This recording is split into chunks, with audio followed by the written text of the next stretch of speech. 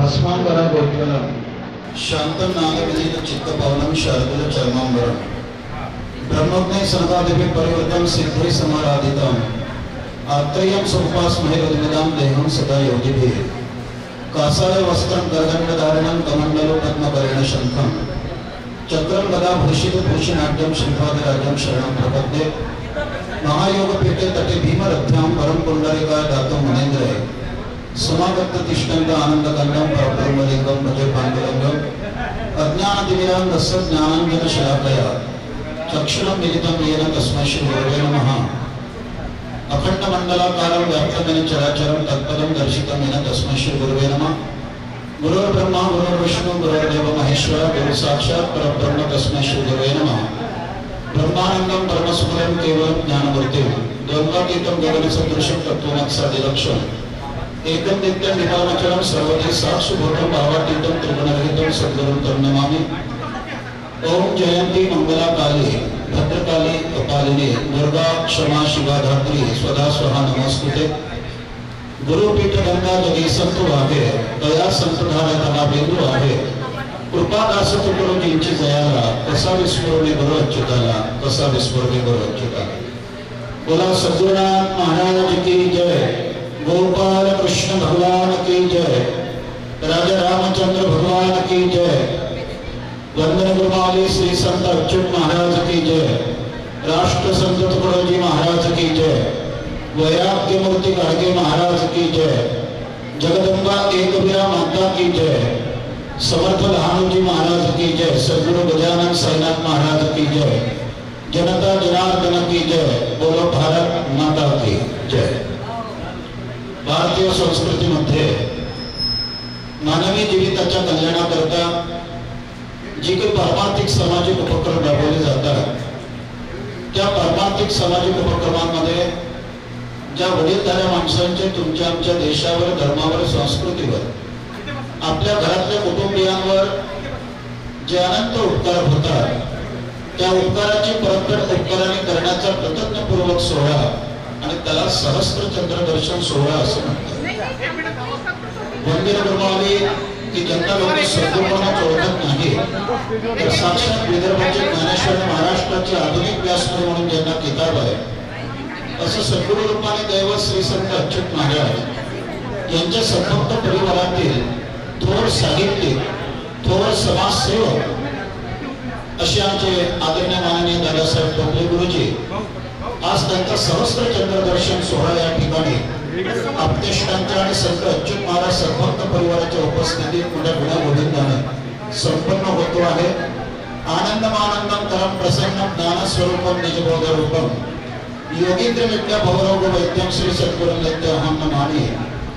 सहस्त्र चंद्र दर्शन उत्सव याचा अर्थ तो आहे 81व्या वर्षामध्ये पदार्पण केल्यानंतर साधारणतः माणसाने 1000 चंद्रांचं दर्शन केलेलं असतं आणि इतक्या या वडीलधाऱ्या माणसांचं स्वागत करण्याकरता त्यांच्याबद्दल कृतज्ञता त्यांचा मान सन्मान करण्याकरता हे मातृपितृ पूजनाचे कार्यक्रम जागोजागी करण्यात येतात। सहस्र म्हणजे 1000 आणि चंद्रांचं दर्शन त्यांनी केलेलं असतं। ते कसं सहस्र चंद्र दर्शन म्हणजे नेमकं काय तर दर महिन्यामध्ये पौर्णिमा येते एका महिन्याचा एक चंद्र बरोबर की नाही थोडं लक्ष द्याल बोलणं आयुष्यभर आहे आपल्याला बोलता बोलता आयुष्य वाया चाललं आपलं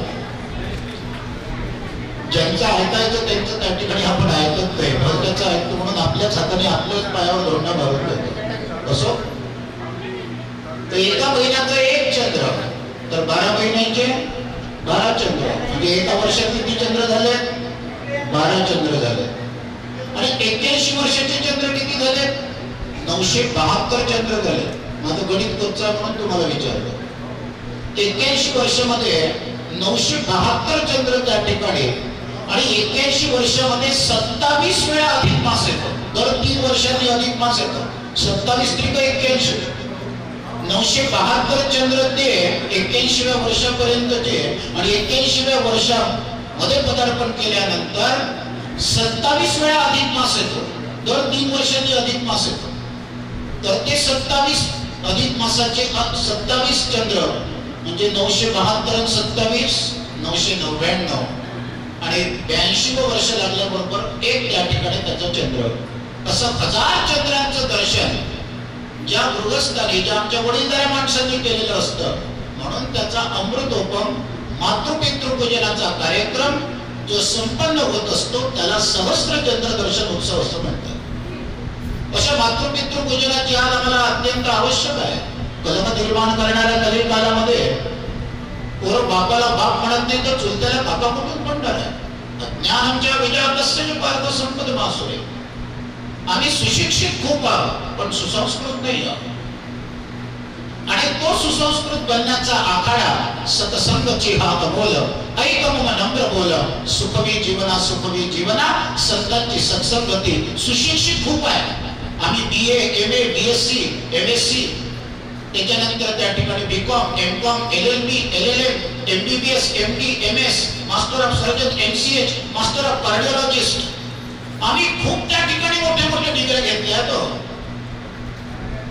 सुशिक्षित खूप आहे पण सुसंस्कृत नाही आहे. आणि तो सुसंस्कृत बनण्याचा आखाडा त्याचं नाव श्री संत महाराजांचा सत्संग आहे. हे लक्षात घ्या. म्हणून ज्यांना सद्गुरू म्हणून ओळखत नाही तर ज्यांना विदर्भाचे ज्ञानेश्वर महाराष्ट्राचे आधुनिक व्यासमुनी म्हणून ओळखलं जाते. कार्य कोणचंही करा, कार्यक्रम कोणचंही करा, सामाजिक कार्य करा, आध्यात्मिक कार्य करा, घरचं मांगलिक कार्य करा, असे अभिष्ट चिंतनाचे मातृपितृ पूजनाचे कार्यक्रम करा. परंतु त्याला एक अधिष्ठान पाहिजे असतं. सामर्थ्य आहे चळवळीचे जो जे करील तयांचे, परंतु ते भगवंत स्वरूप सद्गुरूचे अधिष्ठान पाहिजे. प्रत्येक कार्यक्रमाला संतांचं सद्गुरूचं अधिष्ठान त्या ठिकाणी पाहिजे असतं. आज आपण अत्यंत भाग्यशाली लोक आहोत की आमच्या दादासाहेब टोपले गुरुजींच्या या अभिष्ट चिंतन सोहळ्याला, सहस्त्र चंद्र दर्शन सोहळ्याला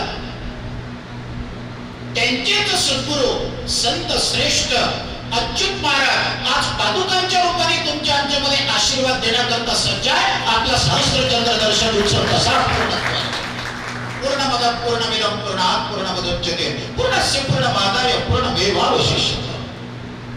संतांच्या उपस्थिती राहिली की तो कार्यक्रम त्या ठिकाणी आध्यात्मिकतेचं स्वरूप त्याला त्या ठिकाणी प्राप्त होत असतं. आणि ते जर नसेल तर मग पाश्चात्य स्वरूप त्या ठिकाणी त्याला प्राप्त होत असतं. हे लक्षात घ्या. म्हणून आज असे मातृपितृपूजनाचे कार्यक्रम the necessity is the mother of the invention काळाला एक आदर्श आहे. आमच्यासारखी जी तरुण पिढी आहे ना 30 35 40 50 यांना एक आदर्श आहे. नाही तर फार मोठी परिस्थिती तुमच्या आमच्या देशामध्ये. ते अभिष्ट चिंतन सोहळे अशा मातृपितृपूजनाचे कार्यक्रम तेव्हाच पूर्णतेला जातील ज्या दिवशी तुमच्या आमच्या देशातले वृद्धाश्रम बंद होतील आणि अनाथाश्रम बंद होतील. त्या दिवशी आमच्या देशातले अभिष्ट चिंतन सोहळे खऱ्या अर्थाने पूर्णत्वाला. लक्षात एका पांडुरंगाच्या मंदिरात माझं प्रवचन झालं आणि प्रवचन झाल्यानंतर त्या ठिकाणी एक jeans pant T shirt goggle मोबाईलची किट आधुनिक वृत्तीने चालणारा एक मुलगा माझ्याजवळ आला आणि मला विचारायला लागला. 27-28 वर्षाचा होता. म्हणजे महाराज प्रवचन छान झालं. म्हणलं सद्गुरूची कृपा. म्हणजे तुम्ही पांडुरंगावर छान प्रवचन केलं पण मला एका गोष्टीचं उत्तर द्या. म्हणलं विचारावा. म्हणजे पांडुरंगाच्या मायबापाचं नाव काय? म्हणलं आली आहोत. आता जो पांडुरंग श्रीहरी परमात्मा अख्ख्या विश्वाचा मायबाप आहे हे समोरचं बैताड अति सुशिक्षित अति शहाणा त्याचा बैल रिकामा मला विचारतो की त्या ठिकाणी पांडुरंगाच्या मायबापाचं नाव काय? तुमची आमची बुद्धी शाबूत आहे नाही आहे, सुशिक्षित आहे, सुसंस्कृत नाही. आमच्या जागोजागी पाट्या लिहिलेल्या राहतात. शिकलेली आई आणि मग घरादारापुढे नाही. आता आमच्या आया खूप शिकलेल्या आहेत. आता ती पाटी बदलावं लागेल तुम्हाला. आम्हाला सुशिक्षित आई घरादारापुढे नाही अजिबात नाही. पाटी बदलावं लागेल तुम्हाला. सुसंस्कृत आई आणि मग घरादारापुढे हे पाटी. ज्या वेळेला त्या मुलाला विचारलं म्हणलं पांडुरंगाच्या मायबापाचं नाव सांगण्याकरता म्हणलं तू इन्व्हेस्टिगेशन करायला इथं आला. म्हणलं मी तुला काय त्या ठिकाणी शंकरनगरच्या पोलीस स्टेशनचा इंचार्ज वाटलो का एसीपी वाटलो का? म्हणलं ठीक आहे हरकत नाही. पांडुरंगाच्या मायबापाचं नाव नंतर सांगतो पण म्हटलं तुझे मायबाप काय करतात ते सांग. तू करतो काय? म्हणजे मी इंजिनियर आहे पुण्याला. म्हणलं अच्छा. मला 24 लाख रुपयाचं पॅकेज आहे. म्हणलं अच्छा. लग्न? लग्न झालं. मला 2 मुलं आहेत. म्हणजे चांगली गोष्ट आहे. म्हटलं अरे तुझे मायबाप कुठं? माझे मायबाप ना, माझे मायबाप पुढे वृद्धाश्रमात आहे. म्हटलं अच्छा. म्हटलं अरे ज्याला दिसणारे मायबाप कळत नाहीत, तुम्हाला पांडुरंगाच्या मायबापाचं नाव विचारून राहिला, ज्याला समोर बसणारे दिसणारे मायबाप कळत नाही, त्याला न दिसणारे मायबाप काय करणार आहे? काय आहे? तुमच्या तरुणांच्या बुद्धीला लागलेली कीड आहे, कीड. तुमच्या तरुणांच्या बुद्धीला लागलेली त्या ठिकाणी ती उधळी आहे. त्याची टर्माइट ट्रीटमेंट तुम्हाला करावी लागेल. आणि ते टर्माइट ट्रीटमेंट करण्याचं एकमेव जर स्थान कोणचं असेल तर त्याचं नाव सद्गुरू कोचिंग क्लासेस आहे. लक्षात. सुशिक्षितपणासोबत सुसंस्कृतपणा, सामाजिक आध्यात्मिक कार्याची मुहूर्त वेळ. माती जोपर्यंत ओली आहे तोपर्यंत त्याला आकार देता येतो, पण माती एकदा सुटली त्याच्याकडे बनले की मग मात्र त्याला आकार देता येत नाही. हे लक्षात घ्या. आणि ते आकार देणारा शिल्पकार जर कोणी असेल, आयुष्यभर ज्ञानदानाचं कार्य करून स्वतः मात्र त्या ठिकाणी कलेक्टर, कमिशनर, इंजिनियर, डॉक्टर, वकील बनले नसतील, परंतु मात्र अनेकांच्या जीवनाला कलाटणी देऊन त्यांना कलेक्टर, कमिशनरच्या खुर्चीमध्ये बसवणारा शिल्पकार, त्याचं नाव दादासाहेब टोपले आहे. लक्षात. आणि म्हणून आज खऱ्या अर्थाने त्यांनी दादा हे नाव पूर्णत्वाला पोहोचवलेलं आहे असं मला वाटते. कारण दादा या शब्दाचं स्पेलिंगच आहे DA दादा. DA दादा म्हणजे 2 D आहे आणि 2 A आहे. त्याचंही पण त्या ठिकाणी लॉंग फॉर्म सांगतो तुम्हाला. आम्ही ज्या वेळेला हिंगणघाटला सिंधी कॅम्प मध्ये प्रवचनाला जायचो अच्युत महाराजांसोबत, त्यावेळेला सिंधी लोक कधी श्री संत अच्युत महाराज की जय, राष्ट्रसंत तुकडोजी महाराज की जय असं कधीच म्हणत नाही. ते म्हणतात श्री संत अच्युत महाराज साहेब की जय, राष्ट्रसंत तुकडोजी महाराज साहेब की जय, संत कंवरराम महाराज साहेब की जय. सिंधी समाजामध्ये निर्माण झाले. मला ते पहिल्यांदा पाहिल्याबरोबर मला नवल वाटलं. घरी आल्यानंतर संत अच्युत महाराजांनी मी विचारलं, मला हे साहेब काय प्रकार आहे? संत अच्युत महाराज साहेब की जय, साहेब की जय. महाराज म्हणे सोपी व्याख्या आहे, जे 6 आयदापासून दूर राहतात त्यांना साहेब असं म्हणतात. त्याने साहेब या शब्दाची व्याख्या. जे 6 विकारांपासून त्या ठिकाणी परावृत्त राहतात, काम, क्रोध, लोभ, मोह, मद, मत्सर, दंभ, याला म्हणे त्या ठिकाणी षड्विकारांपासून दूर असणारा त्याला साहेब म्हणतात. पण जो षड्गुणांनी परिपूर्ण आहे, श्री, कीर्ती, श्रुती, स्मृती, धृती आणि मेधा म्हणजे बुद्धी, त्यांना साहेब असं म्हणतात. साहेब या शब्दाचा अर्थ कळला. आता राहिलं त्या ठिकाणी दादा.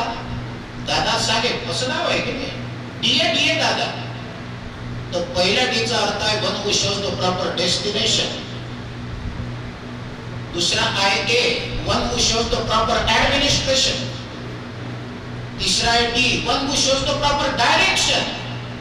आणि चौथा आहे one who shows the proper attitude, that is called as DA दादा. हे लक्षात. पहिला नंबर आहे one who shows the proper destination. मी तुम्हाला पहिले सांगितलं, तुम्हाला प्राप्त स्थळी, इच्छित स्थळी पोहोचवून देणारा पुण्यपुरुष. म्हणून त्या ठिकाणी डेस्टिनेशन म्हणजे इच्छित स्थळी पोहोचवून देणारे.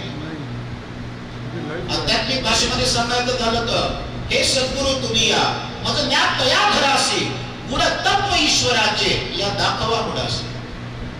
पण आमच्या शालेय शिक्षणाच्या दैनंदिन जीवनातलं जर डेस्टिनेशन कोणतं असेल, मी तुम्हाला पहिलेच सांगितलं की आज हजारो विद्यार्थी ज्ञानदानाचं श्रेष्ठतम कार्य आमच्या गुरुजींनी केलं. ते स्वतः कलेक्टर, कमिशनर, इंजिनियर, डॉक्टर, वकील बनले नसतील, परंतु विद्यार्थ्यांना मात्र त्या ठिकाणी त्यांना ज्ञानदान देऊन त्यांच्या इच्छित स्थळी प्राप्त करून आज त्यांचे विद्यार्थी कलेक्टर, कमिशनरच्या खुर्चीत जाऊन बसतात. ही आमच्या गुरुजींची त्या ठिकाणी सगळ्यात मोठं ज्ञानदानाचं वैभव आहे.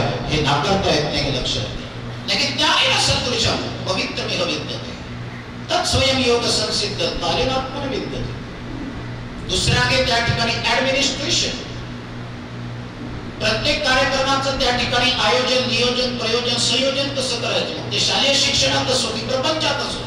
शालेय शिक्षणामध्ये त्या ठिकाणी शिस्तबद्ध, व्यस्त नाही, शिस्त त्या ठिकाणी त्यांनी आम्हाला लावली. बेशिस्तपणे त्या ठिकाणी माझा विद्यार्थी वागू नये.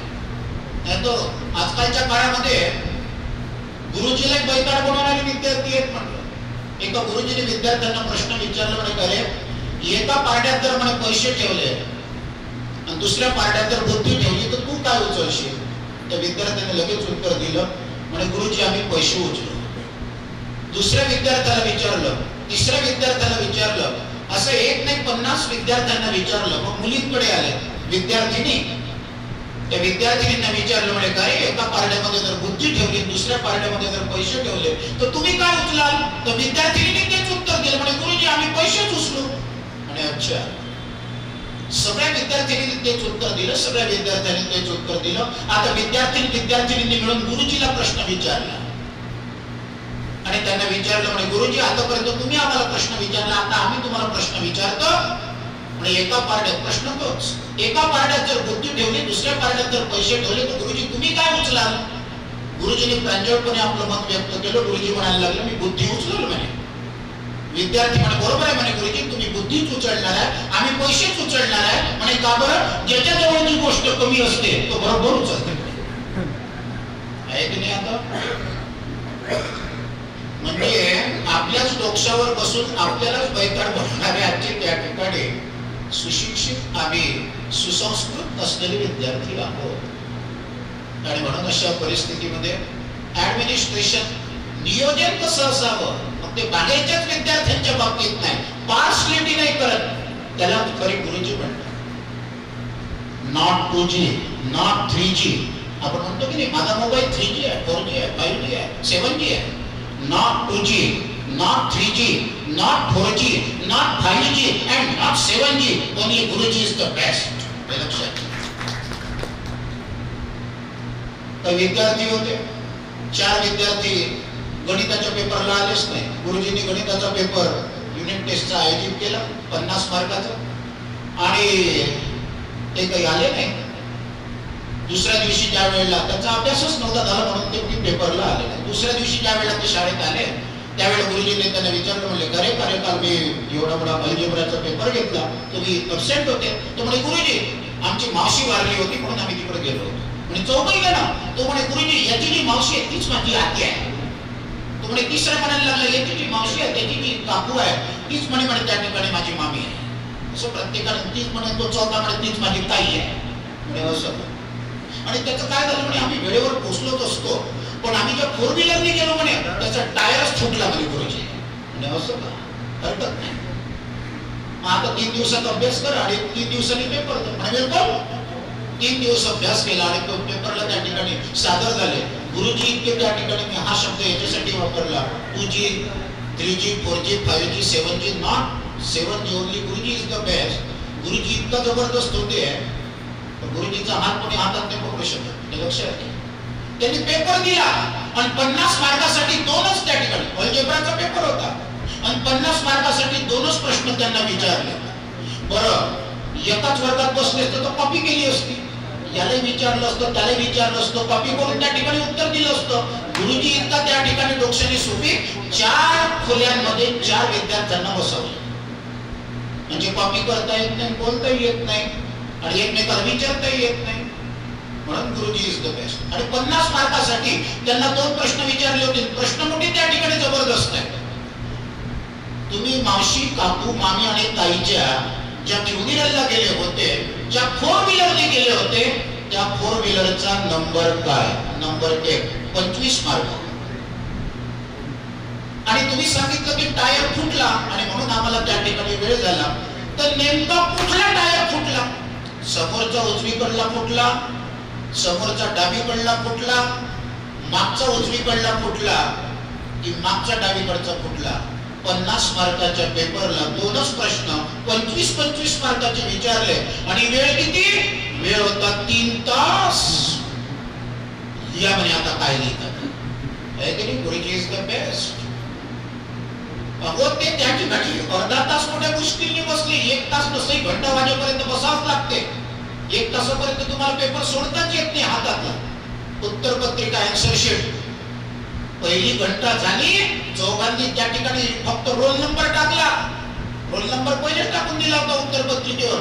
एकही प्रश्नाचं उत्तर न देता त्यांनी उत्तर पत्रिका बाजूला ठेवल्या आणि तमेव शरणं गच्छ सर्व भावेन भारत. त्याही लोटांगण वंदिल चरण डोळ्यानं पाहिलं रूप तुझे. गुरुजीच्या चरणी त्या ठिकाणी नतमस्तक झाले चारही विद्यार्थी.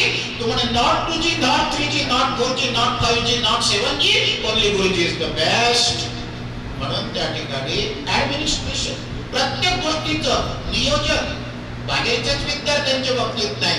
आज त्यांची दोन्ही मुलं आमचे राहुल दादा आणि आशिष दादा, नवे तर त्यांच्या सुना आमच्या सरिता ताई आणि जयश्री ताई, नवे तर त्या ठिकाणी त्यांचे जावई आणि आमच्या वृषाली ताई, सगळे वेल एज्युकेटेड आहे. सगळेजण त्या ठिकाणी पूर्णपणे कोणी MA आहे, कोणी MSc आहे, पोस्ट ग्रॅज्युएशन त्या ठिकाणी प्रत्येकाने केलेलं आहे. आमच्या वृषाली ताई तर डॉक्टरेट आहे. सोबतच त्या ठिकाणी आमच्या सरिता ताई त्याही त्या ठिकाणी MSc मॅथ्स आहेत. जयश्री ताई त्याही उच्च विद्या विभूषित आहेत. सांगायचं तात्पर्य हे आहे की त्या ठिकाणी सत्य ज्ञाने तृप्त व्हावे, ते ज्ञान जनास सांगावे, तर ते बुडवणे दावे बुडतयासी.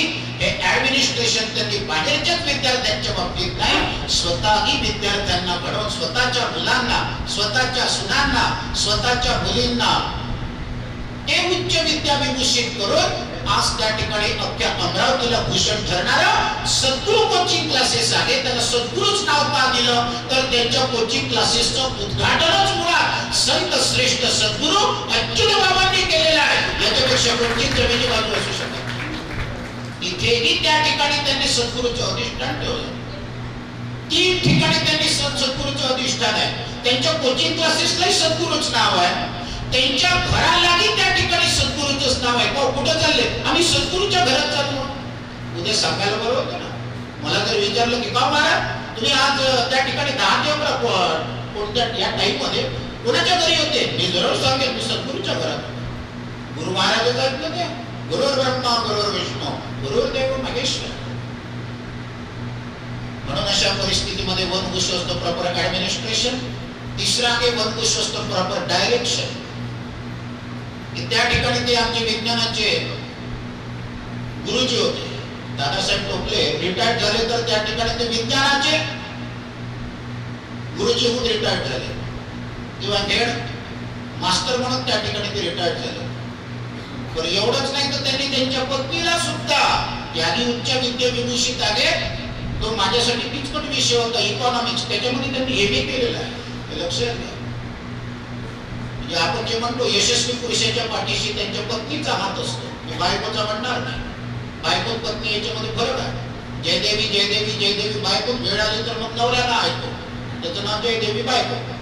बायको कोणाचं नाही ऐकतो. बायको विषयाची वल्ली होऊ शकते, पण पत्नी जी स्वतःचं आणि आपल्या नवऱ्याच्या सद्गुण सदाच्या सत्प्रवृत्तीचं पतन होऊ देत नाही, तिचं नाव पत्नी आहे. आता विचार करा, बायको बनायचा आहे का पत्नी बनायचा?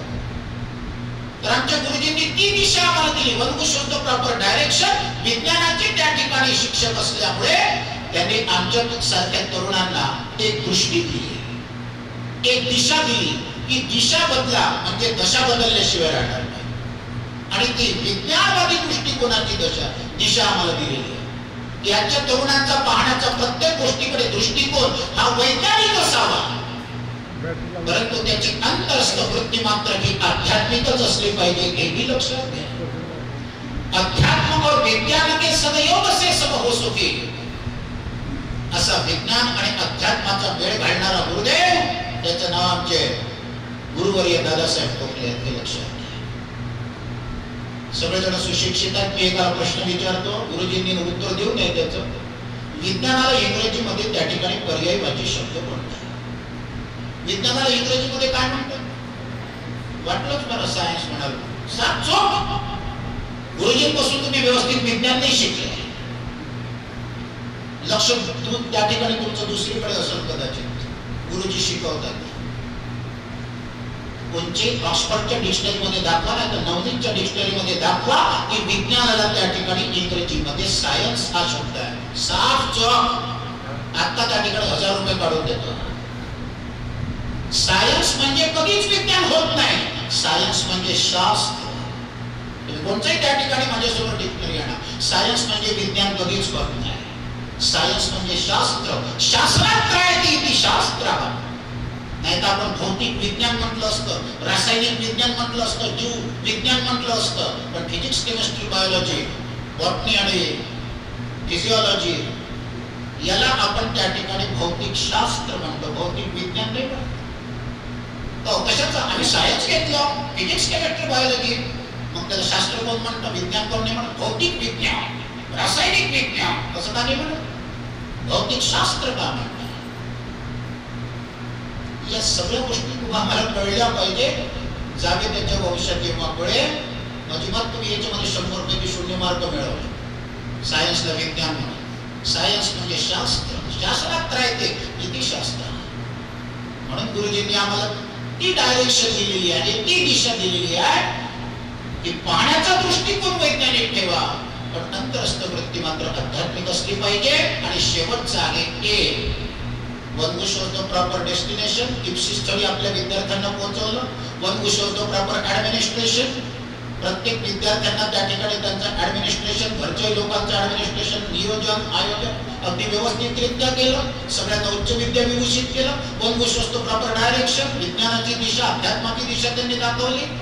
कारण ज्या ठिकाणी विज्ञान संपते त्या ठिकाणी अध्यात्म सुरू होते. आणि विज्ञान हा मुळातच त्या ठिकाणी संस्कृत शब्द आहे. लक्षात, विज्ञान हा मुळातच संस्कृत शब्द आहे. संस्कृतच्या त्या ठिकाणी प्राध्यापिका आमचे ज्योतिताई चांदोरे बसले, त्यांच्यासमोर आम्ही काय बोला, संस्कृतच्या प्राध्यापिका आहेत. तर अशा परिस्थितीमध्ये मुळातच विज्ञान हा संस्कृत शब्द आहे. तर तुम्ही ज्या वेळेला गणपती अथर्व शीर्ष म्हणता, हरिओम नमस्ते गणपतये, त्वमेव प्रत्यक्षं तत्त्वमसि, त्वमेव केवलं कर्तासि, त्वमेव केवलं भर्तासि, त्वमेव केवलं भर्तासि, त्वमेव सर्वं खलिदं ब्रह्मास्ति त्वं साक्षात् आत्मासि नित्यं तत्त्वमसि सत्यं वच्मि अवत्वं माम् अववक्तारम् अवश्रोतारम् अवधातारम् अवधातारम्. हे ज्या वेळेला म्हणता गणपती अथर्व शीर्ष, कालची चतुर्थी झाली म्हणून सांगतो, त्याच्यामध्ये एक त्या ठिकाणी संस्कृतचा श्लोक येतो. तो आमचा गणपती कसा आहे, तो ज्ञानमय, तो विज्ञानमय असतो. तो ज्ञानमय विज्ञानमय असतो. तो ज्ञान स्वरूप आहे, तो विज्ञान स्वरूप आहे. विज्ञान याचा अर्थ आहे विशेष ज्ञान. आणि विज्ञानाचा त्रेतायुगातला खराखर त्या ठिकाणी विशारद झालेला महात्मा कोणी होता, तर त्याचं नाव वाल्मिकी ऋषी होतं. तेही त्या काळातले आमच्या गुरुजींसारखे विज्ञानामध्ये पीएचडी मिळवलेले होते, विशारद झाले होते. कोणी गाण्यामध्ये विशारद होते, कोणी कथकमध्ये विशारद होते. आमचे ओजस्वी सारखे कोणी तबल्यामध्ये विशारद होतात, कोणी हार्मोनियममध्ये विशारद होतात.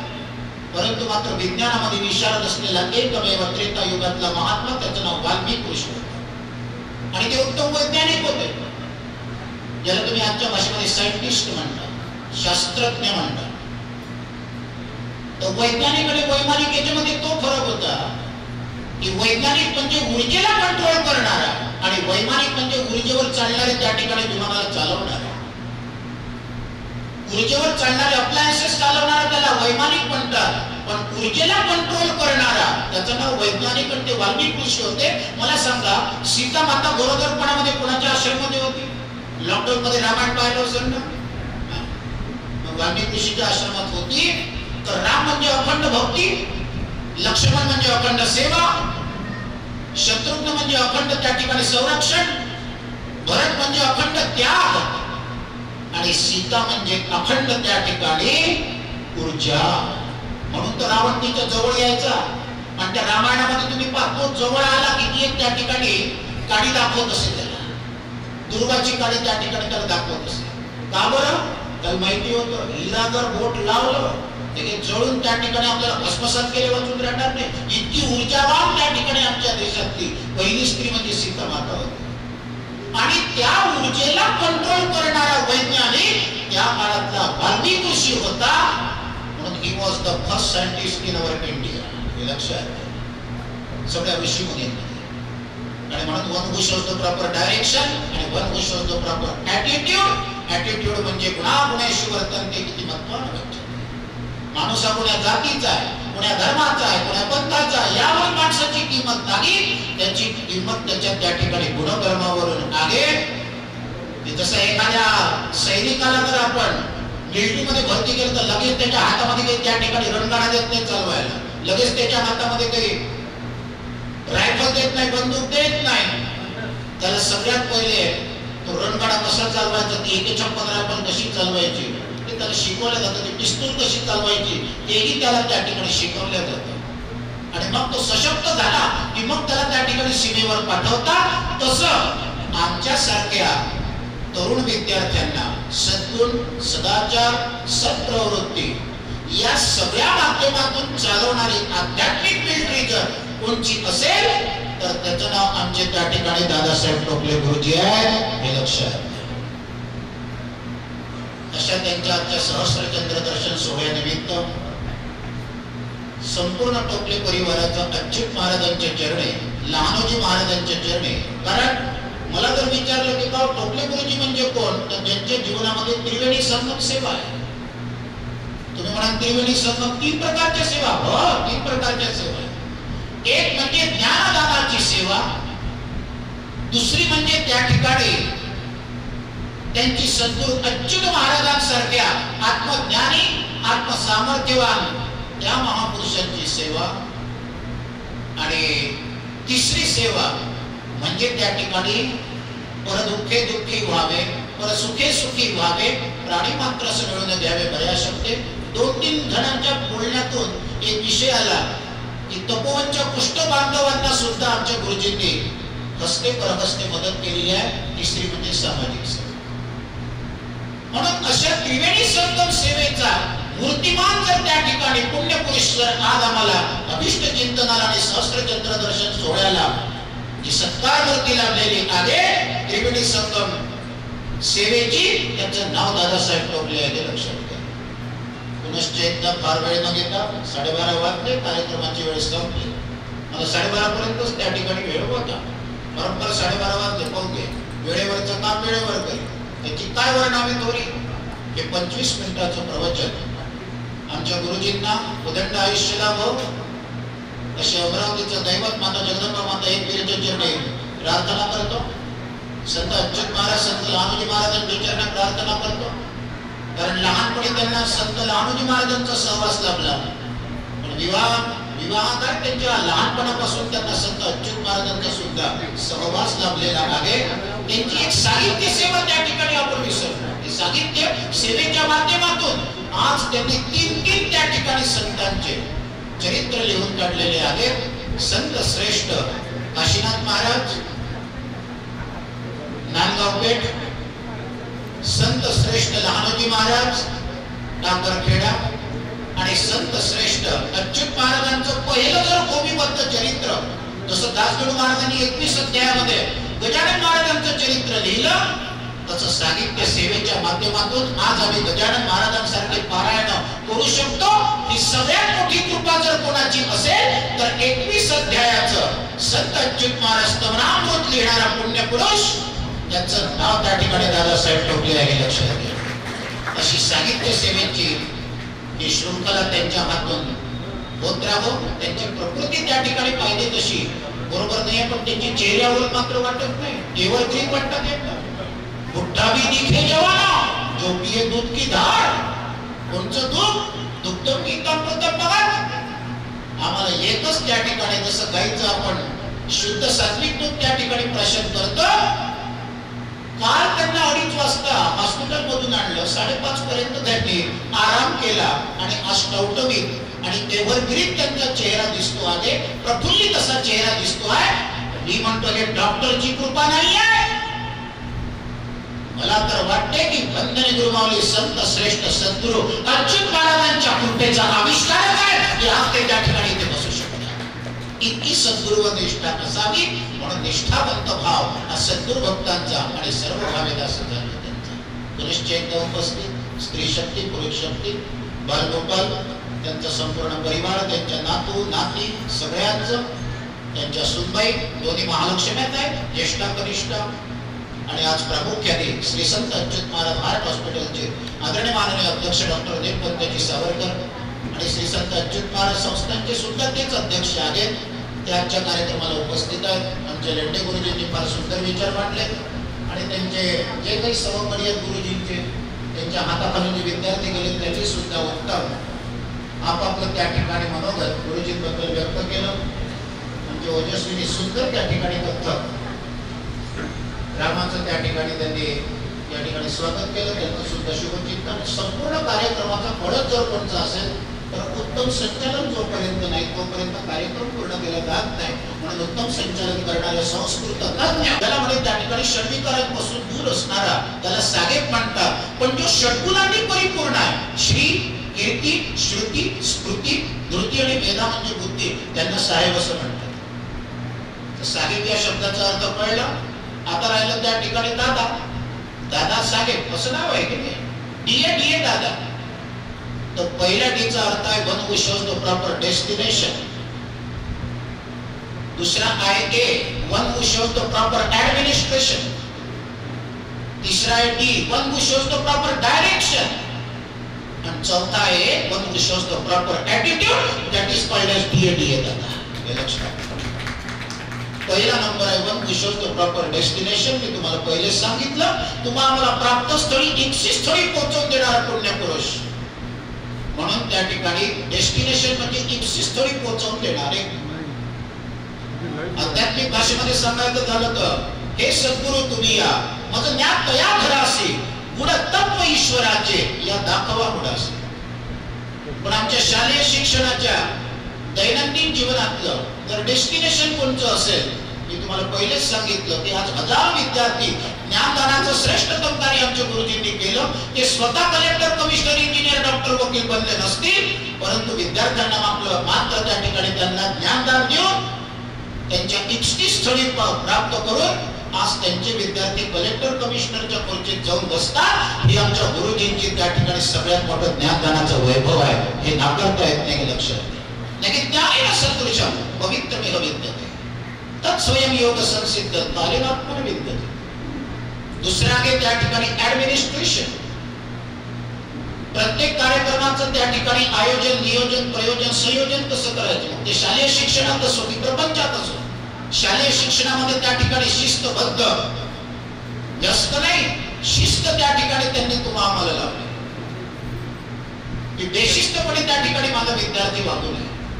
नाही तर आजकालच्या काळामध्ये गुरुजीला एक बैताड बनवणारे विद्यार्थी आहेत. म्हणलं एका गुरुजीने विद्यार्थ्यांना प्रश्न विचारला, म्हणे करे एका पार्ट्यात जर म्हणे पैसे ठेवले आणि दुसऱ्या पार्ट्यात जर बुद्धी ठेवली तर तू काय उचलशील? त्या विद्यार्थ्याने लगेच उत्तर दिलं, म्हणे गुरुजी आम्ही पैसे उचलू. दुसऱ्या विद्यार्थ्याला विचारलं, तिसऱ्या विद्यार्थ्याला विचारलं, असं एक नाही 50 विद्यार्थ्यांना विचारलं. मग मुलींकडे आले विद्यार्थिनी. त्या विद्यार्थिनींना विचारलं, म्हणे काय एका पार्ट्यामध्ये जर बुद्धी ठेवली, दुसऱ्या पार्ट्यामध्ये जर पैसे ठेवले तर तुम्ही काय उचलाल?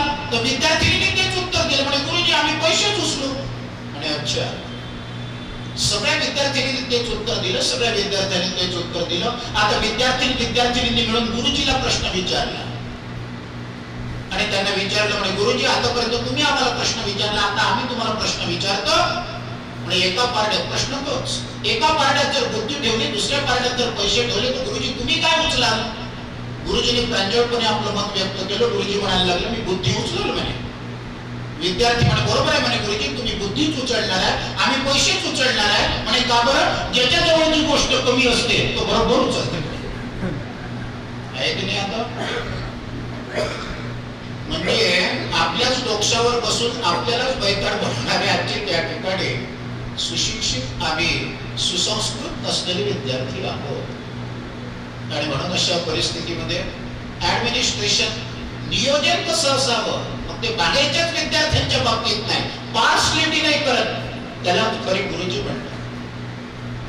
Not 2G, not 3G. आपण म्हणतो की नाही माझा मोबाईल 3G आहे, 4G आहे, 5G आहे, 7G आहे. Not 2G, not 3G, not 4G, not 5G, and not 7G. Only Guruji is the best. काही विद्यार्थी होते, 4 विद्यार्थी गणिताच्या पेपरला आलेच नाही. गुरुजींनी गणिताचा पेपर युनिट टेस्टचा आयोजित केला 50 मार्काचा आणि ते काही आले नाही. दुसऱ्या दिवशी ज्या वेळेला त्याचा अभ्यासच नव्हता झाला म्हणून ते पेपरला आले नाही. दुसऱ्या दिवशी ज्या वेळेला ते शाळेत आले त्यावेळेला गुरुजींनी त्यांना विचारलं, म्हणले खरे काल मी एवढा मोठा अल्जेब्राचा पेपर घेतला, तुम्ही अब्सेंट होते. तो म्हणे गुरुजी आमची मावशी वारली होती म्हणून आम्ही तिकडे गेलो होतो.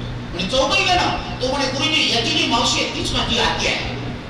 तो म्हणे तिसरा म्हणायला लागला याची जी मावशी आहे त्याची जी काकू आहे तीच म्हणे त्या ठिकाणी माझी मामी आहे.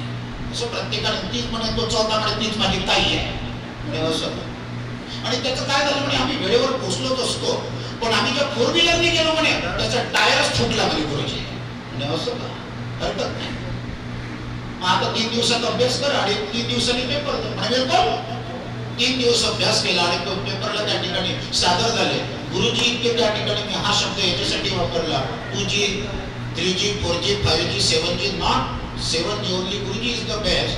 गुरुजी इतका जबरदस्त होते गुरुजीचा हात कोणी हातात नाही पकडू शकत हे लक्षात घ्या. त्यांनी पेपर दिला आणि 50 मार्कासाठी 2च त्या ठिकाणी अल्जेब्राचा पेपर होता आणि 50 मार्कासाठी 2च प्रश्न त्यांना विचारले. बरं एकाच वर्गात बसले असते तर कॉपी केली असती, यालाही विचारलं असतं त्यालाही विचारलं असतं, कॉपी करून त्या ठिकाणी उत्तर दिलं असतं. गुरुजी इतका त्या ठिकाणी डोक्याने सोपी 4 खोल्यांमध्ये 4 विद्यार्थ्यांना बसवलं. म्हणजे कॉपी करता येत नाही, बोलताही येत नाही आणि एकमेकाला विचारताही येत नाही. म्हणून गुरुजी इज द बेस्ट. आणि 50 मार्कासाठी त्यांना 2 प्रश्न विचारले होते. प्रश्न मोठे त्या ठिकाणी जबरदस्त आहे. तुम्ही मावशी काकू मामी आणि ताईच्या ज्या 2 व्हीलरला गेले होते, ज्या 4 व्हीलरने गेले होते त्या 4 व्हीलरचा नंबर काय? Number 1 25 mark. आणि तुम्ही सांगितलं की टायर फुटला आणि म्हणून आम्हाला त्या ठिकाणी वेळ झाला. तर नेमका कुठला टायर फुटला? समोरचा उजवीकडला फुटला, समोरचा डावीकडला फुटला, मागचा उजवीकडला फुटला की मागचा डावीकडचा फुटला? 50 मार्काच्या पेपरला 2च प्रश्न 25-25 मार्काचे विचारले आणि वेळ किती? वेळ होता 3 तास. या म्हणे आता काय लिहितात आहे की नाही? गुरुजी इज द बेस्ट. अहो ते त्या ठिकाणी अर्धा तास मोठ्या मुश्किलने बसले. 1 तास नसते घंटा वाजेपर्यंत बसावंच लागते. 1 तासापर्यंत तुम्हाला पेपर सोडताच येत नाही हातातला. उत्तर पत्रिका आन्सर शीट पहिली घंटा झाली, चौघांनी त्या ठिकाणी फक्त रोल नंबर टाकला. रोल नंबर पहिलेच टाकून दिला होता उत्तर पत्रिकेवर. एकही प्रश्नाचं उत्तर न देता त्यांनी उत्तर पत्रिका बाजूला ठेवल्या आणि तमेव शरणं गच्छ सर्व भावेन भारत घालील लोटांगण वंदिन चरणं डोळ्यानं पाहिलं रूप तुझे. गुरुजीच्या चरणी त्या ठिकाणी नतमस्तक झाले 4 विद्यार्थी. तुम्हाला not 2G not 3G not 4G not 5G not 7G only गुरुजी इज द बेस्ट. म्हणून त्या ठिकाणी ऍडमिनिस्ट्रेशन प्रत्येक गोष्टीचं नियोजन बाहेरच्याच विद्यार्थ्यांच्या बाबतीत नाही. आज त्यांची दोन्ही मुलं आमचे राहुल दादा आणि आशिष दादा नवे तर त्यांच्या सुद्धा आमच्या सारिका ताई आणि जयश्री ताई नवे तर त्या ठिकाणी त्यांचे जावई आणि आमच्या वृषाली ताई सगळे वेल एज्युकेटेड आहे. सगळेजण त्या ठिकाणी पूर्णपणे कोणी MA आहे, कोणी MSc आहे, पोस्ट ग्रॅज्युएशन त्या ठिकाणी प्रत्येकाने केलेलं आहे. आमच्या वृषाली ताई तर डॉक्टरेट आहे.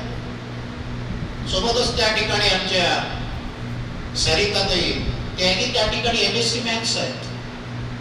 जयश्री ताई त्यांनी उच्च विद्या विभूषित आहेत. सांगायचं तात्पर्य हे आहे की त्या ठिकाणी सत्य ज्ञाने तृप्त व्हावे, ते ज्ञान जनास सांगावे, तर ते बुडवणे दावे बुडतयासी. हे ऍडमिनिस्ट्रेशन त्यांनी बाहेरच्याच विद्यार्थ्यांच्या बाबतीत नाही, स्वतःही विद्यार्थ्यांना घडवून स्वतःच्या मुलांना, स्वतःच्या सुनांना, स्वतःच्या मुलींना ते उच्च विद्या विभूषित करून आज त्या ठिकाणी अख्ख्या अमरावतीला भूषण ठरणारं सद्गुरू कोचिंग क्लासेस आहे. त्याला सद्गुरूच नाव का दिलं तर त्यांच्या कोचिंग क्लासेसचं उद्घाटनच मुळात संत श्रेष्ठ सद्गुरू अच्युत बाबांनी केलेलं आहे. याच्यापेक्षा कोणतीच जमिनी बाजू असू शकत नाही. इथेही त्या ठिकाणी त्यांनी सद्गुरूचं अधिष्ठान ठेवलं. 3 ठिकाणी त्यांनी सद्गुरूचं अधिष्ठान आहे. त्यांच्या कोचिंग क्लासेसलाही सद्गुरूच नाव आहे. त्यांच्या घरालाही त्या ठिकाणी सद्गुरूचंच नाव आहे. कुठं चालले? आम्ही सद्गुरूच्या घरात चाललो. उद्या सांगायला बरं होतं ना. मला जर विचारलं की का महाराज तुम्ही आज त्या ठिकाणी 10 ते 11 कोणत्या या टाइम मध्ये कोणाच्या घरी होते? मी जरूर सांगेल मी सद्गुरूच्या घरात. गुरु महाराज आहेत ना ते. गुरुर् ब्रह्मा गुरुर् विष्णू गुरुर्देव महेश्वर. म्हणून अशा परिस्थितीमध्ये वन गोष्ट असतो प्रॉपर ऍडमिनिस्ट्रेशन. तिसरा के वन गोष्ट असतो प्रॉपर डायरेक्शन. त्या ठिकाणी ते आमचे विज्ञानाचे गुरुजी होते दादासाहेब टोपले. रिटायर्ड झाले तर त्या ठिकाणी ते विज्ञानाचे गुरुजी होऊन रिटायर्ड झाले किंवा हेड मास्टर म्हणून त्या ठिकाणी ते रिटायर्ड झाले. पण एवढंच नाही तर त्यांनी त्यांच्या पत्नीला सुद्धा त्याने उच्च विद्याविभूषित आले. तो माझ्यासाठी किचकट विषय होता इकॉनॉमिक्स, त्याच्यामध्ये त्यांनी एमए केलेला आहे, हे लक्षात घ्या. म्हणजे आपण जे म्हणतो यशस्वी पुरुषाच्या पाठीशी त्यांच्या पत्नीचा हात असतो, मी बायकोचा म्हणणार नाही. बायको पत्नी याच्यामध्ये फरक आहे. जयदेवी जयदेवी जयदेवी बायको वेळ आली तर मग नवऱ्याला ऐकतो, त्याचं नाव जयदेवी बायको. बायको कोणाचं नाही ऐकतो. बायको विषयाची वल्ली होऊ शकते, पण पत्नी जी स्वतःच आणि आपल्या नवऱ्याच्या सद्गुण सदाच्या सत्प्रवृत्तीचं पतन होऊ देत नाही, तिचं नाव पत्नी आहे. आता विचार करा, बायको बनायचा आहे का पत्नी बनायचा? तर आमच्या गुरुजींनी ती दिशा आम्हाला दिली, वनकुशोत्तर प्रॉपर डायरेक्शन. विज्ञानाचे त्या ठिकाणी शिक्षक असल्यामुळे त्यांनी आमच्या सारख्या तरुणांना एक दृष्टी दिली, एक दिशा दिली. की दिशा बदला म्हणजे दशा बदलल्याशिवाय राहणार नाही.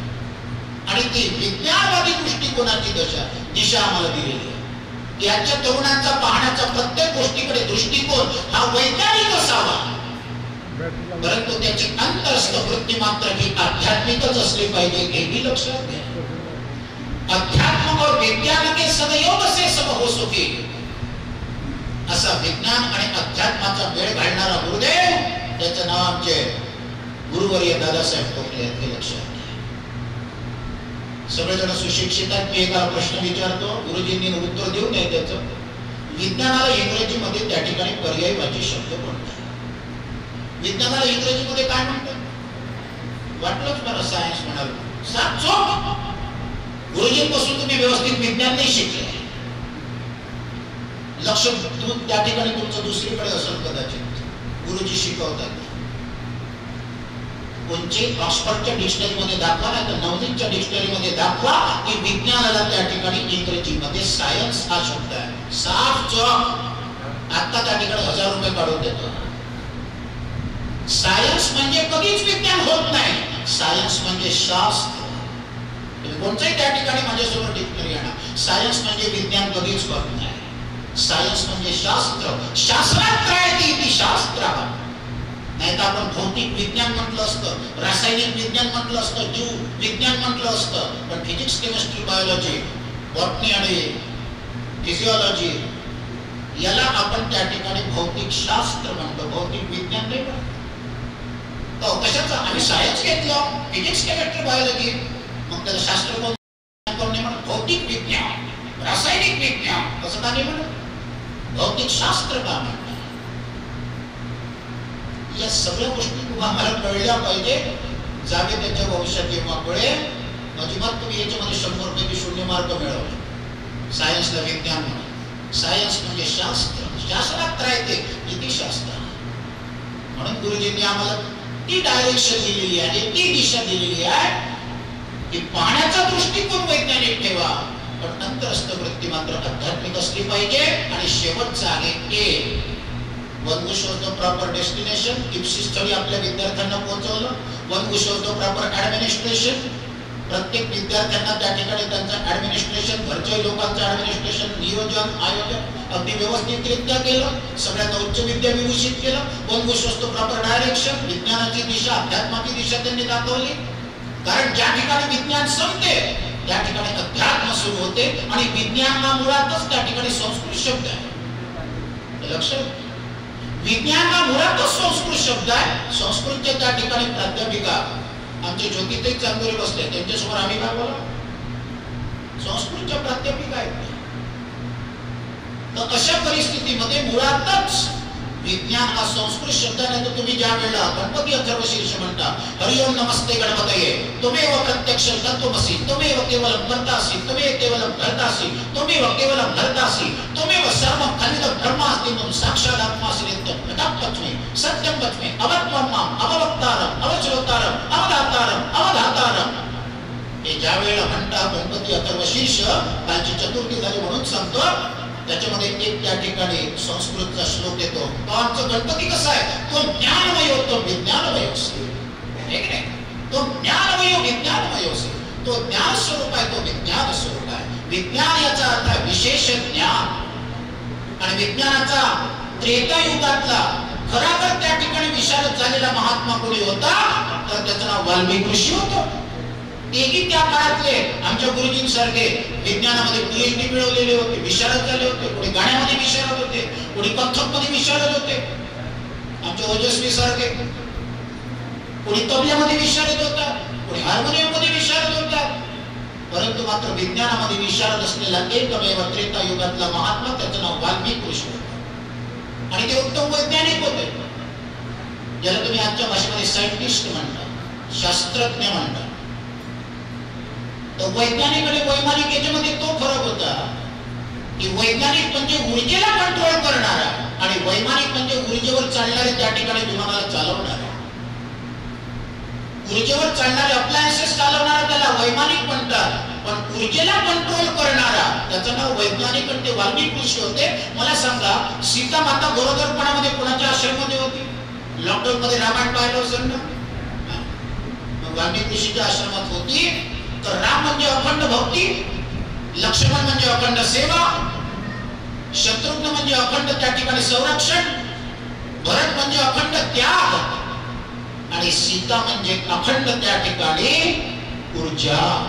म्हणून तर रावण तिच्या जवळ यायचा. आणि त्या रामायणामध्ये तुम्ही पाहतो जवळ आला की एक त्या ठिकाणी काडी दाखवत असे, त्याला दुर्गाची काडी त्या ठिकाणी त्याला दाखवत असे. का बरं? त्याला माहिती होतं हिला जर बोट लावलं ते जळून त्या ठिकाणी आपल्याला भस्मसात केले वाचून राहणार नाही. इतकी ऊर्जावान त्या ठिकाणी आमच्या देशातली पहिली स्त्री म्हणजे सीता माता होती. आणि त्या ऊर्जेला कंट्रोल करणारा वैज्ञानिक त्या काळातला वाल्मिकी ऋषी होता. म्हणून he was the first scientist in our India. हे लक्षात सगळ्या ऋषी मुनींमध्ये. आणि म्हणून one who shows the proper direction आणि one who shows the proper attitude. Attitude म्हणजे गुणागुणाशी वर्तन ते किती महत्त्वाचं. माणूस हा कोण्या जातीचा आहे, कोण्या धर्माचा आहे, कोण्या पंथाचा आहे, यावर माणसाची किंमत नाही, त्याची किंमत त्याच्या त्या ठिकाणी गुणधर्मावरून आहे. जसं एखाद्या सैनिकाला जर आपण मिलिटरीमध्ये भरती केलं तर लगेच त्याच्या हातामध्ये काही त्या ठिकाणी रणगाडा देत नाही चालवायला, लगेच त्याच्या हातामध्ये काही रायफल देत नाही, बंदूक देत नाही. त्याला सगळ्यात पहिले तो रणगाडा कसा चालवायचा, ती AK-56 रायफल कशी चालवायची ते त्याला शिकवलं जातं. ती पिस्तूल कशी चालवायची तेही त्याला त्या ठिकाणी शिकवलं जातं. आणि मग तो सशक्त झाला की मग त्याला त्या ठिकाणी सीमेवर पाठवतात. तसं आमच्या सारख्या तरुण विद्यार्थ्यांना सद्गुण, सदाचार, सत्प्रवृत्ती या सगळ्या माध्यमातून चालवणारी आध्यात्मिक मिलिटरी जर कोणची असेल तर त्याचं नाव आमचे त्या ठिकाणी दादासाहेब टोपले गुरुजी आहे. हे लक्षात. अशा त्यांच्या आजच्या सहस्त्रचंद्र दर्शन सोहळ्यानिमित्त संपूर्ण टोपले परिवाराचा अच्युत महाराजांच्या चरणी, लहानोजी महाराजांच्या चरणी. कारण मला जर विचारलं की का टोपले गुरुजी म्हणजे कोण, तर ज्यांच्या जीवनामध्ये त्रिवेणी संगम सेवा आहे. तुम्ही म्हणाल त्रिवेणी संगम 3 प्रकारच्या सेवा. हो, 3 प्रकारच्या सेवा. एक म्हणजे ज्ञानदानाची सेवा, दुसरी म्हणजे त्या ठिकाणी त्यांची सद्गुरू अच्युत महाराजांसारख्या आत्मज्ञानी, आत्मसामर्थ्यवान त्या महापुरुषांची सेवा. आणि तिसरी सेवा म्हणजे त्या ठिकाणी परदुःखे दुःखी व्हावे, परसुखे सुखी व्हावे, प्राणी मात्र मिळवून द्यावे. बऱ्या शब्दे 2-3 जणांच्या बोलण्यातून एक विषय आला की तपोवनच्या कुष्ठ बांधवांना सुद्धा आमच्या गुरुजींनी हस्ते परहस्ते मदत केलेली आहे. तिसरी म्हणजे सामाजिक सेवा. म्हणून अशा त्रिवेणी संगम सेवेचा मूर्तिमान जर त्या ठिकाणी पुण्यपुरुष जर आज आम्हाला अभिष्ट चिंतनाला आणि सहस्त्रचंद्र दर्शन सोहळ्याला जी सत्कार मूर्ती लाभलेली आहे त्रिवेणी संगम सेवेची, त्याचं नाव दादासाहेब टोपले आहे. लक्षात घ्या. पुनश्च एकदा फार वेळ न घेता 12:30 वाजले, कार्यक्रमाची वेळ संपली. मला 12:30 पर्यंतच त्या ठिकाणी वेळ होता. बरोबर 12:30 वाजले. पाहून घे, वेळेवरचं काम वेळेवर करेल. त्याची काय वर्णावी थोडी. हे 25 मिनिटाचं प्रवचन आमच्या गुरुजींना उदंड आयुष्य लाभो असे अमरावतीचं दैवत माता जगदंबा माता एक वीरच्या चरणी प्रार्थना करतो. संत अच्युत महाराज, संत लहानोजी महाराजांच्या चरणी प्रार्थना करतो. कारण लहानपणी त्यांना संत लहानोजी महाराजांचा सहवास लाभला, पण विवाहात त्यांच्या लहानपणापासून त्यांना संत अच्युत महाराजांचा सुद्धा सहवास लाभलेला आहे. त्यांची एक साहित्य सेवा त्या ठिकाणी आपण विसरलो. साहित्य सेवेच्या माध्यमातून आज त्यांनी 3 त्या ठिकाणी संतांचे चरित्र लिहून काढलेले आहेत. संत श्रेष्ठ काशीनाथ महाराज नांदगाव पेठ, संत श्रेष्ठ लहानोजी महाराज टाकरखेडा आणि संत श्रेष्ठ अच्युत महाराजांचं पहिलं जर गोपीबद्ध चरित्र जसं दासगणू महाराजांनी 21 अध्यायामध्ये गजानन महाराजांचं चरित्र लिहिलं, तसं साहित्य सेवेच्या माध्यमातून आज आम्ही गजानन महाराजांसारखे पारायण करू शकतो. ही सगळ्यात मोठी कृपा जर कोणाची असेल तर 21 अध्यायाचं संत अच्युत महाराज स्तवनामृत लिहिणारा पुण्यपुरुष, त्याचं नाव त्या ठिकाणी दादासाहेब ठोकले आहे. लक्षात घ्या. अशी साहित्य सेवेची ही शृंखला त्यांच्या हातून होत राहावं. त्यांची प्रकृती त्या ठिकाणी पाहिजे तशी बरोबर नाही, पण त्यांची चेहऱ्यावर मात्र वाटत नाही. केवळ ग्रीन वाटत येतं. बुड्ढा भी दिखे जवाना जो पिए दूध की धार. कोणचं दूध? दुग्धम गीतामृतम भगत. आम्हाला एकच त्या ठिकाणी जसं गाईचं आपण शुद्ध सात्विक दूध त्या ठिकाणी प्राशन करतो. काल त्यांना 2:30 वाजता हॉस्पिटल मधून आणलं, 5:30 पर्यंत त्यांनी आराम केला आणि आज टवटवीत आणि देवरगिरीत त्यांचा चेहरा दिसतो आहे, प्रफुल्लित असा चेहरा दिसतो आहे. मी म्हणतो हे डॉक्टरची कृपा नाही आहे. मला तर वाटते की वंदने गुरुमाऊली संत श्रेष्ठ सद्गुरु अच्युत महाराजांच्या कृपेचा आविष्कार आहे की आज ते त्या ठिकाणी इथे बसू शकतात. इतकी सद्गुरु निष्ठा असावी म्हणून निष्ठावंत भाव हा सद्गुरु भक्तांचा आणि सर्व भावेदास झाला त्यांचा. पुनश्च उपस्थित स्त्री शक्ती, पुरुष शक्ती, बालगोपाल, त्यांचा संपूर्ण परिवार, त्यांच्या नातू नाती सगळ्यांचं, त्यांच्या सुनबाई दोन्ही महालक्ष्म्यात आहेत, ज्येष्ठा कनिष्ठा. आणि आज प्रामुख्याने श्री संत अच्युत महाराज हार्ट हॉस्पिटलचे आदरणीय माननीय अध्यक्ष डॉक्टर नीलकंठजी सावरकर आणि श्री संत अच्युत महाराज संस्थानचे सुद्धा तेच अध्यक्ष आहेत. ते आजच्या कार्यक्रमाला उपस्थित आहेत. आमचे लेंडे गुरुजींनी फार सुंदर विचार मांडले आणि त्यांचे जे काही सहकारी आहेत गुरुजींचे, त्यांच्या हाताखालून जे विद्यार्थी गेले त्यांनी सुद्धा उत्तम आपापलं त्या ठिकाणी मनोगत गुरुजींबद्दल व्यक्त केलं. म्हणजे ओजस्वीनी सुंदर त्या ठिकाणी कथक रामाचं त्या ठिकाणी त्यांनी या ठिकाणी स्वागत केलं. त्यांचं सुद्धा शुभचिंतन. संपूर्ण कार्यक्रमाचा फळच जर कोणचा असेल तर उत्तम संचालन जोपर्यंत नाही तोपर्यंत कार्यक्रम पूर्ण केला जात नाही. म्हणून उत्तम संचालन करणारे संस्कृत तज्ञ चिंतन करतो. शिरपूर बोकीवरून जी मंडळी या ठिकाणी उपस्थित आहे सगळ्यांचं पुनश्चिंत शुभचिंतन करून शब्दांना विराम. येत्या 22 तारखेला एक आमंत्रण तुम्हाला द्यायचं आहे. येत्या 22 तारखेला संत अच्युत महाराज हार्ट हॉस्पिटल मध्ये 8 मजली बिल्डिंगचं उद्घाटन आणि 3ऱ्या कॅथलॅबचं 2 कॅथलॅब आहे 3ऱ्या कॅथलॅबचं उद्घाटन आदरणीय माननीय केंद्रीय मंत्री श्री नितीन गडकरी साहेब यांच्या शुभ हस्ते होणार आहे. 2000च्या वरती त्या ठिकाणी मंडळी कमीत कमी उपस्थित राहिली पाहिजे असा कालच्या मीटिंगमधून आमच्या अध्यक्ष साहेबांनी मानस व्यक्त केलेला आहे. या ठिकाणी उपस्थित असणाऱ्या सर्वांना अच्युत महाराजांच्या परिवारातले असो का नसो सगळ्या संतांच्या सगळ्या सद्भक्तांना मनपूर्वक त्या ठिकाणी कळकळीची विनंती करतो. आपली भोजनाची सुद्धा व्यवस्था त्या ठिकाणी तिथे केलेली आहे. 22 मार्चला आजची तारीख किती आहे? 18. बरोबर 4 दिवसांनी 22 मार्चला सकाळी 11 वाजता आपल्याला श्री संत अच्युत महाराज हार्ट हॉस्पिटलला बहुसंख्येने त्या ठिकाणी उपस्थित राहून राजकारणी कार्यक्रम नाही तर संत अच्युत महाराजांच्या कार्यपूर्तीच्या सद्भक्तांचा आनंद. गोपाल कृष्ण भगवान की जगदंबा